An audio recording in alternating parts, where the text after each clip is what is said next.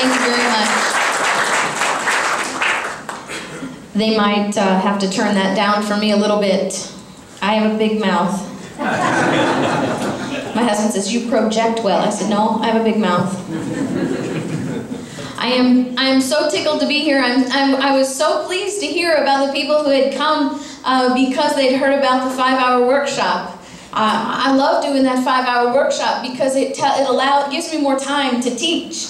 I'm going to be cramming a whole lot into just an hour here for you guys today, so I'm hoping to get it all through. I'm a missionary to the people of the United States in defense of the Constitution. This is a ministry for me.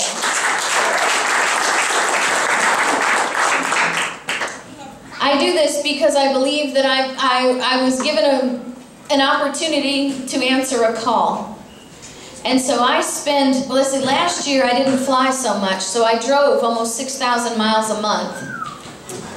This year I'm flying, and I'm lucky if I get to go home for a week every month.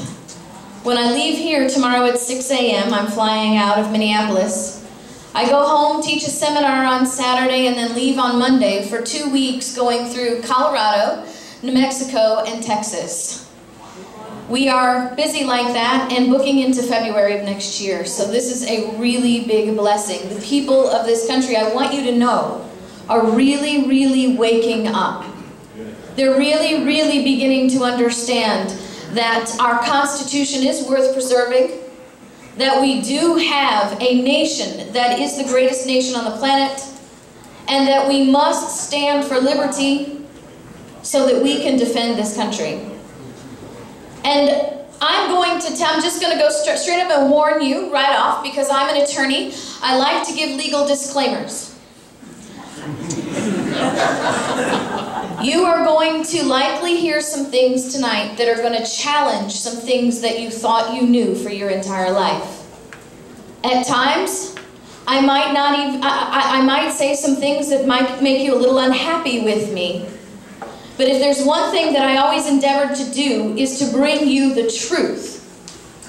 And unlike certain venues would like you to believe, there is nothing fair and balanced about the truth. The truth is the truth, no matter where it comes from, and sometimes the truth is painful to hear. And the truth shall make you free. Amen. Amen. Now listen, I am not a party person, I am a principled person, and you will figure that out before this is done. And I am going to tell you the truth, and if I interject my opinion, I will let you know. But the truth that I give you is a truth of timeless principle. History for 1,000 years. The words of the men and women who lived it. And not the words of men and women in black robes. I'm talking about the justices. You see, our Constitution is not a living, breathing document. That is simply not an alternative view. It is not another opinion about the interpretation of the Constitution. It is an insidious lie meant to destroy the very foundation of this nation. And before you leave here today, you will understand why the Constitution is not a living, breathing document. We've come far from where we're supposed to be. Can we agree with that? Yes. And I have been studying this history now for probably 4 years, and I'm still studying it. You will never get to the end of it. Every day I teach, every day I study, I learn more and more truth. How many of you have heard those who do not know their history are doomed to repeat it? Can I tell you that's not entirely true? History always repeats itself. There is nothing new under the sun. Patrick Henry said, "I have but one lamp by which my feet are guided, and that is the lamp of experience. I know no way to judge the future but by the past." Alexander Hamilton said, "When experience is the oracle of truth, its responses ought to be unequivocal and sacred." But those who do not know their history, because history will repeat itself, are doomed to repeat its mistakes. And that's where we are. We are falling into the same potholes that those who came before us fell into. And the sad thing is the very ones that our framers threw up warning barriers around, and we've simply lost something. We're missing something that they had possession of in 1776. And I believe that it all revolves around the fundamental principle of liberty. This understanding that liberty is not an idea. I had a reporter from New York come up to me one time and say to me, "Miss Hall, we appreciate what you guys are doing." I said, "Oh, well, this is starting off great. I'm already you guys." He says, "I appreciate what you guys are doing. I just don't understand how you get so worked up over an idea like liberty." I said, "Well, there you go, my dear sir. That's why you miss it, because it's not an idea. It is a gift from God." Our framers said that they were focused on liberty. In all of their differences that they had on how to achieve liberty, they were focused on it.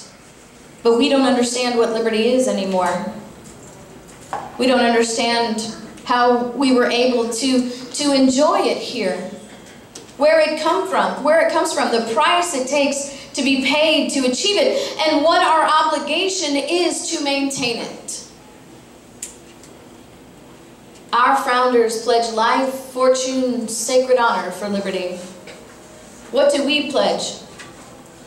That we'll get off the lazy boy once every 2 years, turn off Dancing with the Stars or Survivor or American Idol and vote, right? Only that's not the price of liberty. Voting is not the payment for liberty. Voting is your requirement, your minimum duty as a citizen of a republic.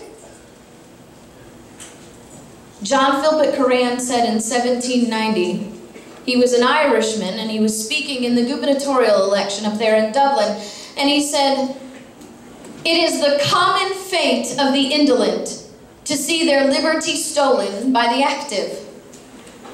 The condition upon which God grants man liberty is eternal vigilance, and if that condition be broken, servitude is his immediate punishment, indication of his guilt." Voting is not being eternally vigilant. Life, fortune, sacred honor is. John Adams wrote in 1765, "Liberty must be supported at all hazards." Notice he said liberty must be supported at all hazards. He didn't say health care. Now remember, truth is not fair and balanced.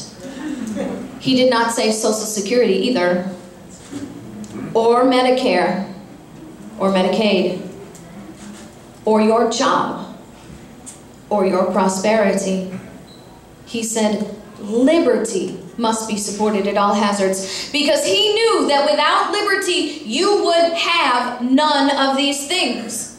Have you heard of a guy named Patrick Henry? Gave that speech, "Give me liberty or give me death." And we know by Patrick Henry's speech that he'd rather die than live without liberty, right? But you see, he was saying so much more. You have to understand what he said and in what context he was saying it. He was speaking to a packed out room of people, believe it or not, probably more closely packed than this one. Because you see, they had been tolerating and protesting and pushing back against the king and Parliament's unconstitutional laws against the colonists for almost 40 years. And on March 23rd, 1775, they met in the St. John's Church trying to figure out what they were going to do next. What are we going to do? We have exhausted all of our obvious remedies. George Washington says, "We have petitioned to the king to such a point that if we keep petitioning, we'll look like a bunch of mamby-pamby wimps." The Patrick Henry solution was, It's time to start over. It's time to shake off these chains and bonds. It is time to begin anew. And in that context, he asked the people, what would gentlemen wish? What could they want? Is life so dear and peace so sweet to be purchased at the price of chains and slavery? Forbid it, Almighty God. I know not what course others may take, but give me liberty or give me death. He was asking them because his solution, remember, is to begin their own new government. And as he's asking them, he says, what would gentlemen wish? What would they want? As we make this new nation, what is it that would be our greatest achievement? As we're going to do this, let's just shoot for the stars. What is the greatest thing that we could ask for in this new government? And then he answers his question and says, life, peace. Because the greatest achievement of any nation is that its people have the right to life. And they have the right to live that life in peace. But then he turns it around and says, okay, now that we've identified our two greatest achievements, he says, are those two things so dear to us that we would purchase them with chains and slavery? Because what he's telling you is, without liberty, your life will be servitude. Without liberty, your peace. What do we call that today? National security, right? Without liberty, your national security will become your chains and bonds. And how much more appropriate is that understanding than today? Barack Obama stood up and said, well, you can't expect to be 100%, you can't have 100% security and 100% liberty at the same time. Funny thing is I don't ever remember asking to be 100% safe.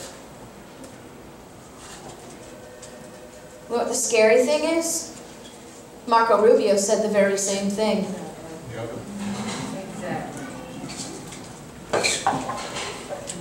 How many of them, however, who are now jumping on this liberty security bandwagon? I heard Alan West sent out an email saying, we are dangerously close to destroying liberty in the name of security. The problem is, that's a really funny thing for Alan West to say, considering he wrote the indefinite detention provisions in NDAA and has voted against the Constitution nearly every single time he had the opportunity to do so. Because Alan West, when he was in office, had the understanding that you could trade liberty for security. I suppose now that he has higher political aspirations and he's feeling the wave of the people, maybe he's had a change of opinion.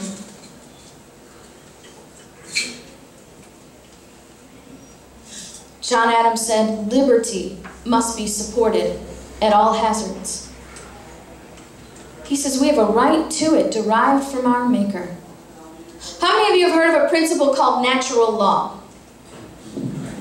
Heard of a guy named John Locke? Well, that's what John Adams was referring to, was natural law. And natural law teaches that we are created in the image of God.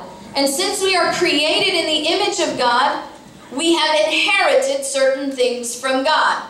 Just like we are all biologically created in the image of our parents, natural law teaches that since we are created in the image of God, we've inherited things from God. One thing that we've inherited from God is freedom. God being the most free being in the universe, nobody here has the job of telling God how to run things, right?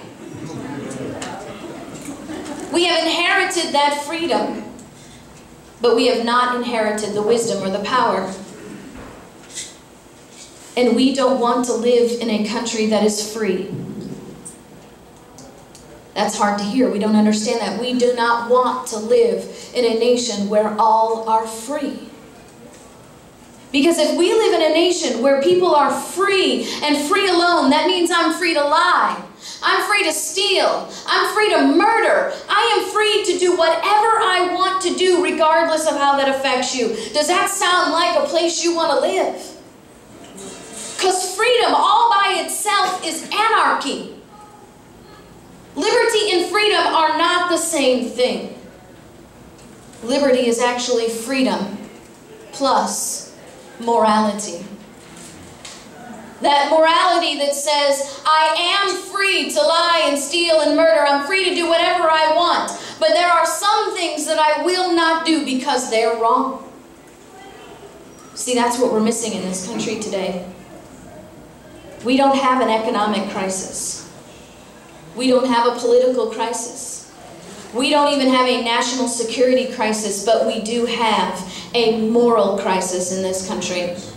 Because it's only immorality that will allow your politicians to say the words $17 trillion and debt in the same sentence and not weep at the same time. You see, there are only two things that will prevent a man from murdering his neighbor. You see, you are free to go and murder your neighbor anytime you want to. But you won't because it's wrong. The other thing that will stop a man from murdering his neighbor is knowing that he has a well-armed neighbor.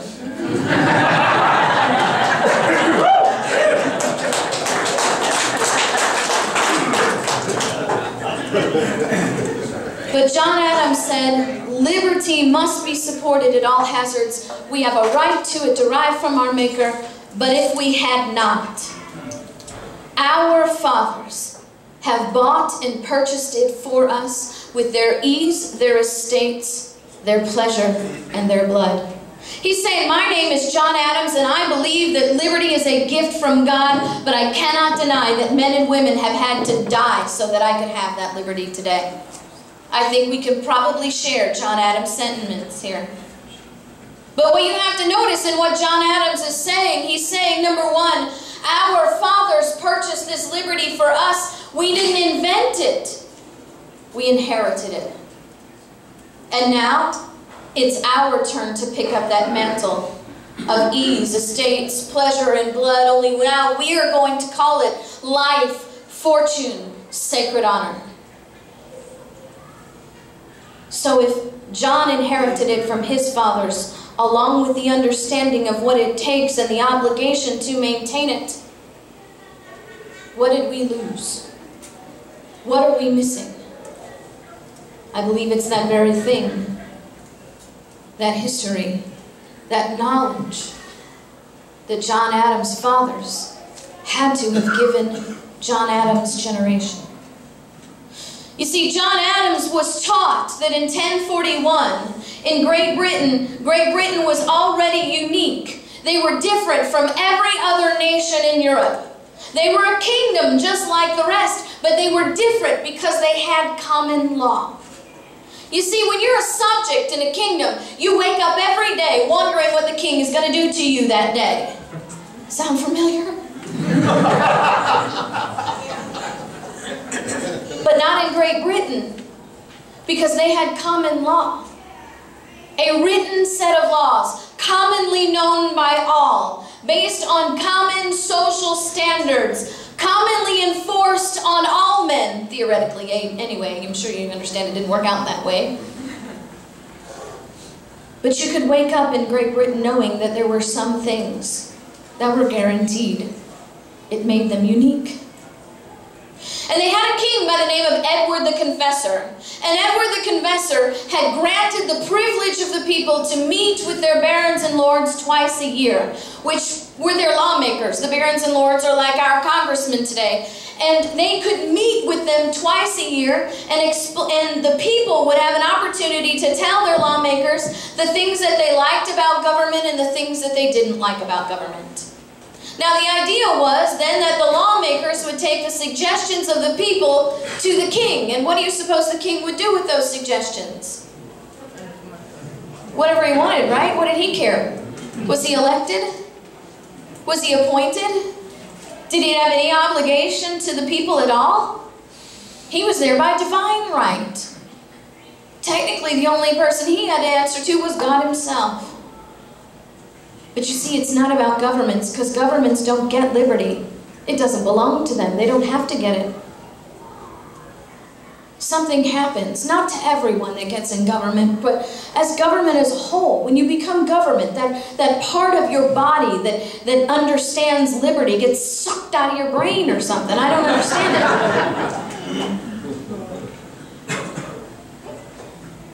And so the people are starting to get accustomed to certain privileges.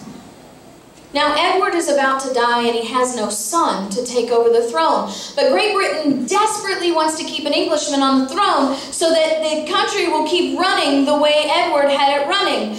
But he had no heir, so they tried to appoint Edward's second in command. His name is Harold, to be king. Problem is, Harold doesn't have a right to the throne, and Edward has a cousin who does. Edward's cousin's name is William I, and he's in Normandy. And there had been discussion about William taking the throne. So when he learned that he wasn't going to get it, he was not very happy. Now, can you imagine? William has a nickname. He's called William the Conqueror. What happens when you make a guy mad whose nickname is the Conqueror? He conquers. William raises his Norman army. He goes over and defeats Harold and the English people in 1066. Some of you probably know this date as the Battle of Hastings. We don't teach that anymore, or we just throw it at our kids as some useless date to memorize and they forget it because it has no relevance. But this is a very, very important thing. Because Great Britain has a common law that makes them unique, and William hates Great Britain. Now, we don't have to hear that from William's mouth, do we? Because we know that it's a better judge of a person by their actions than by their words, right? Don't you wish we voted like that? Well, listen. William sets himself up on the throne and sets out to fundamentally transform Great Britain into Normandy. The first thing that he does is he passes a law that says, if you're going to speak to the king in the king's court, you can't do it in your native tongue. You must learn French first. Can you imagine going to Washington, D.C. and being told you could only speak to your congressman or your president unless you learned a foreign language first?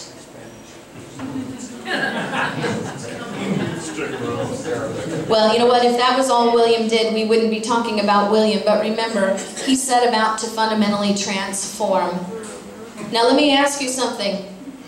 If you're going to change a nation that is unique, what is the first thing that you're going to attack? The thing that makes it unique, right? And what made Great Britain unique? Common law.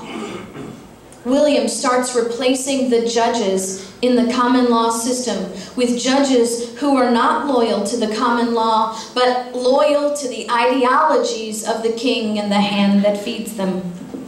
He starts using those judges to enforce his foreign Norman law on the people, contrary to the common law of Great Britain.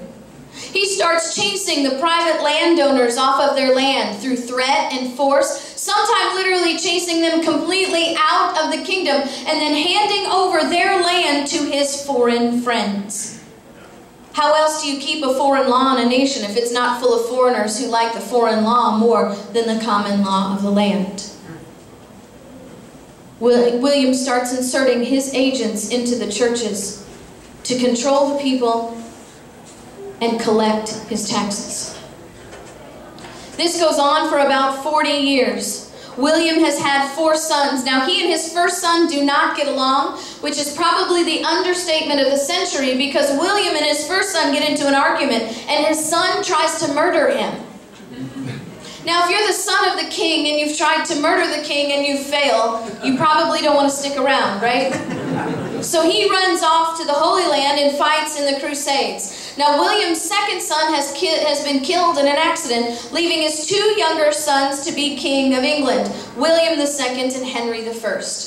William II takes the throne, and William is described in history as being a vicious and wicked king. William II rules for a little while until he and his brother one day, Henry I, go hunting. And William is killed in a mysterious hunting accident when a stray arrow from his brother's party strikes and kills him dead.